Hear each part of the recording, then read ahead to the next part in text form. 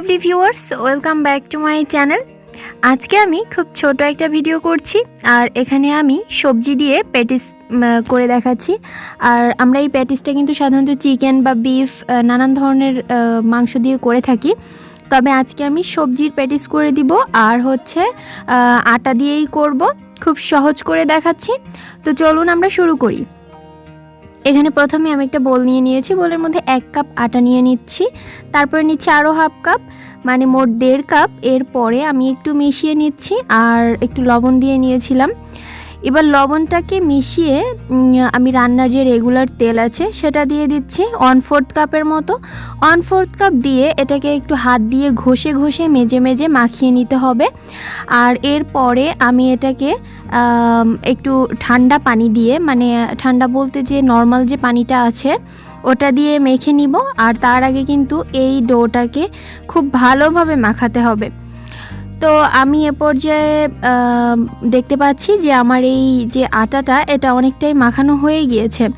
এখন আমার মনে হচ্ছে এখানে আমি পানি দিয়ে তারপরে একটা স্মুথ একটা ডো করে নিতে হবে। আর ডোটাকে আমি রেস্টে রেখে দিব কিছুক্ষণের জন্য।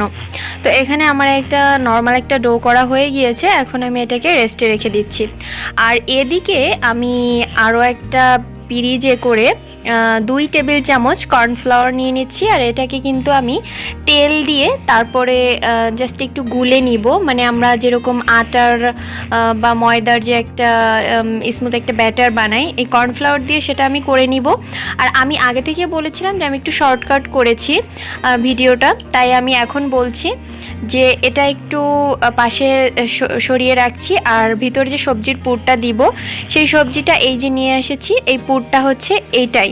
আপনারা যে কোনো সবজি যে কোনোভাবে রান্না করে দিতে পারেন। আর এখনই বলে রাখছি, যারা এখন আমার চ্যানেলটিকে সাবস্ক্রাইব করেনি প্লিজ সাবস্ক্রাইব করবেন, আর যারা করেছেন তাদেরকে অসংখ্য অসংখ্য ধন্যবাদ। তো এরপরে আমার এই পুরটাকে এখন আমি এক সাইডে সরিয়ে রাখবো আর সেই ডোটাকে নিয়ে আসবো। ডোটা অনেকটাই সেট হয়ে গিয়েছে, এখন একটু হাত দিয়ে মথে নিচ্ছি। এরপরে এখান থেকে আমি ছোট ছোট কিছু লেচি কেটে নিব।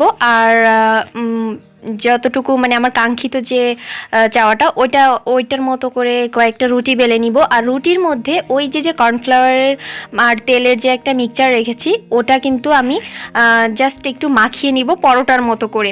আর এরপরে 4 কোণা করে আমি পেটিসের শেপ দিয়ে তারপরে পেটিসগুলো করে নিব। তো এই যে আমার সবগুলো পেটিস করা হয়ে গিয়েছে।